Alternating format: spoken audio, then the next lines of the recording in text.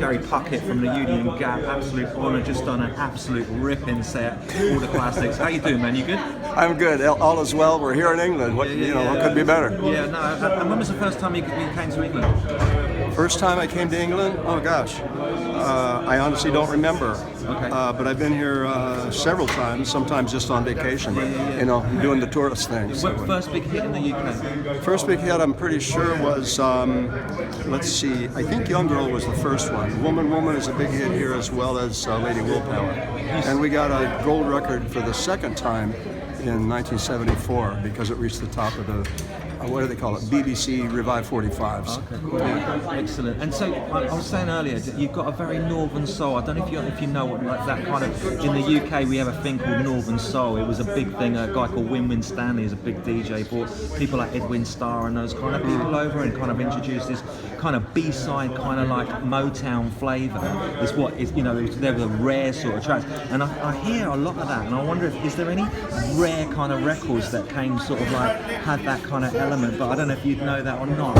Was there sort of any sort of rare underground records that became big in a sort of nightclub kind of vibe? Because as I say, you've got this amazing sort of soulful vibration, and a lot of the production's got this like northern soul element to it, and I was wondering. Well, you know, I'm not really sure. I don't know, to be honest, without trying to make something up. Yeah, sure. I thought for a minute you were talking about groups like Blind Faith when they, made it over the U.S. and things like that. Yeah, that was kind of, we're talking sort of like, there was kind of like, Archie Bell and those sort of kind of and the Drills. Sort of, My keyboard player used to work for them. Right, there you see, you know what I'm talking about. Yeah. It's that kind of flavour that kind of became really kind of like a rare, the flip side, the B-sides. You go to a Northern Soul night anywhere from Wigan to sort of Eastbourne, and people are kind of looking for those rare tracks. And I can just imagine there being some rare Gary Puckett records out there that get dropped that no one really knows about. Well, there's some great B-sides, that's for sure. Yeah. And there are some great album cuts that over the years people have,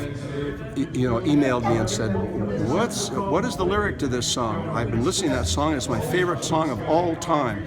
One that comes to mind is No One Really Knows. And it's a great song. I thought, yeah, maybe I should put that in the show. But it's... You came on tonight with a Union jacket, like a Northern American kind of Civil War jacket. Right. Was that making a statement for Union Gap there? That you well, we wore those jackets in you did? the late 60s. Yeah.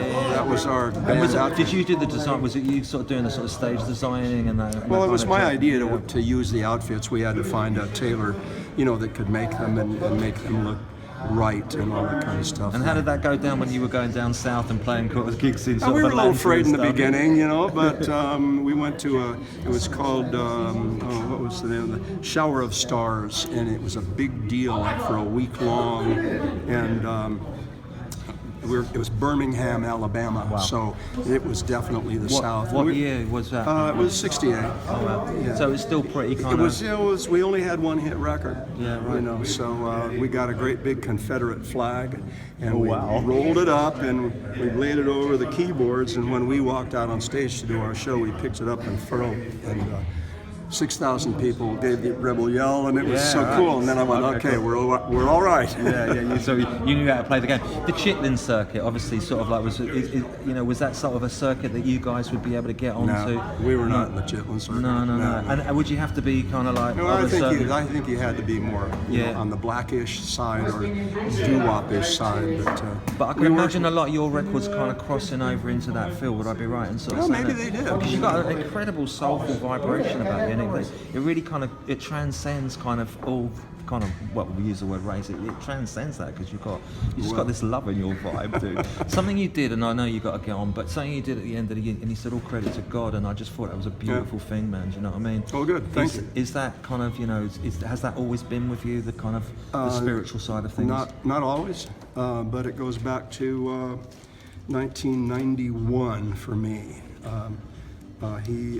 God spoke to me in 1985 and said, walk away from Maharishi Mahesh Yogi. Okay, right. And I just went, wow, because I was a meditator for 10 years. Okay, cool. And so I just went, whoa, I heard that, And so I got up and I walked away from Maharishi. Wow. And then situations, people, stuff started falling into place, and I was baptized in 1991. Okay. And so I'm just strong believer. Yeah, yeah, yeah. And so you find basically you come back to the Christ energy. Is that, am I right in saying that? Yeah. Sort of like, yeah. Well, you can feel it in your vibe, dude. You know what I'm saying? He's the guy. You know I that. gotta We all go, man. work, dude. It's been